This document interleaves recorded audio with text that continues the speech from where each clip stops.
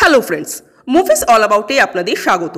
স্বস্তিকা মুখোপাধ্যায়, সাহেব চট্টোপাধ্যায় অভিনীত হইচইয়ের নতুন ওয়েব সিরিজ বিজয়া রিলিজ করেছে। ঘটনা সম্পর্কে যদি বলি, এটা মূলত মা ছেলের গল্প, বা আরও শর্টে বলা যায় যে এটা একজন মায়ের জার্নি। মফস্বলে থাকা একটি ছেলে ইঞ্জিনিয়ারিং পড়তে কলকাতার কলেজে যায়। কদিন পর খবর পাওয়া যায় যে সে হোস্টেলের কার্নিশ ভেঙে পড়ে হসপিটালে মৃত্যুর সাথে পাঞ্জা লড়ছে।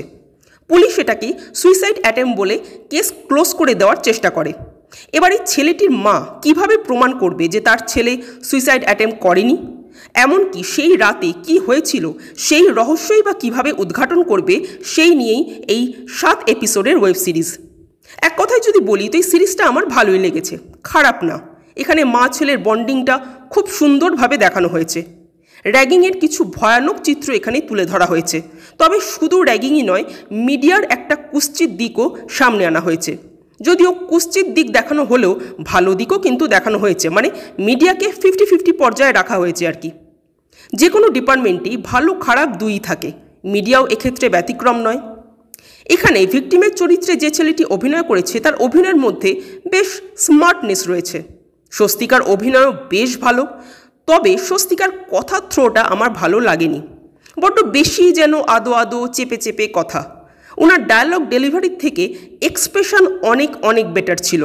বিশেষ করে ওনার চোখ দিয়ে অভিনয়টা ছিল এক কথায় দুর্দান্ত। তবে কিছু কিছু জিনিস এই সিরিজে আমার তেমন ভালো লাগেনি। প্রথমত, একটা সিনে দেখানো হলো ছেলে টেনশন করছে কলেজে ভর্তির অত টাকা মা পাবে কোথায়। মা তখন দেখালো যে তার 3টে ভাঁড়ে তিনি টাকা জমিয়েছেন এবং সেই ভাঁড় ভেঙে তার থেকে 1 লক্ষ টাকা বেরোলো। এটা কি ছিল? মানে ব্যাংকে না জমিয়ে টাকা ভাঁড়ে জমালো কেন? না মানে ভাঁড়ে মানুষ শখ করে একটু টাকা জমাতেই পারে, কিন্তু তাই বলে 1 লক্ষ টাকা কেন? ব্যাংকগুলো কি করছিল? মানে নৈহাটি তো কোনো মফস্বল, এটা তো কোনো গণ্ডগ্রাম নয় যে সেখানে ব্যাংক নেই। হ্যাঁ, আপনারা বলতেই পারেন যে অনেক গরিব মানুষ আছে যাদের ব্যাংক অ্যাকাউন্টই নেই, কিন্তু এখানে কিন্তু মা ছেলের সেই রকম অবস্থা দেখানো হচ্ছে না যে তাদের ব্যাংক অ্যাকাউন্টই থাকতে পারবে না। তাদের ঘরে ডেস্কটপ আছে, স্মার্টফোন আছে, অথচ ব্যাংকে অ্যাকাউন্ট নেই। এটা একটু বেশিই বাড়াবাড়ি হয়ে গেল নাকি? যাই হোক, দ্বিতীয়ত, র্যাগিং ব্যাপারটা কিন্তু কিছুটা মনস্তাত্ত্বিক ব্যাপার। বাট এখানে এমনভাবে দেখানো হলো যেন মনে হচ্ছে যে একমাত্র ক্ষমতাবানদের ছেলেরাই ক্ষমতার অপব্যবহার করে র্যাগিং করে। বাট বাস্তবে কিন্তু তা নয়। র্যাগিংয়ের সাথে কিন্তু ক্ষমতাবান বা সাধারণ হওয়ার খুব একটা সম্পর্ক নেই। কোনো গরিব ঘরের ছেলেও কিন্তু সেকেন্ড ইয়ার বা থার্ড ইয়ারে উঠে নিজেকে মস্তান ভাবতে পারে, ফার্স্ট ইয়ারদের উপর র্যাগিং করতে পারে। কারণ বেশিরভাগ ক্ষেত্রেই এরকম মেন্টালিটি চলে আসে যে আমরাও সাফার করেছি, তাই নেক্সট যারা তাদেরকেও সাফার করতে হবে। তাই এই র্যাগিংটা কিন্তু খুব ডিপ একটা ব্যাপার, যেটাকে ঠিক ততটা ডিপলি এখানে দেখানো হয়নি।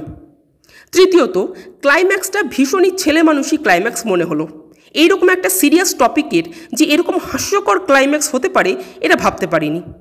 মানে এটা অনেকটা সাজবাহু ড্রামার ক্লাইম্যাক্স মনে হলো। যাই হোক, এত কিছুর পরও বলবো সিরিজটা আমার খারাপ লাগেনি। একবার অন্তত সিরিজটা দেখা যেতেই পারে। আমার তো ভালো লাগলো।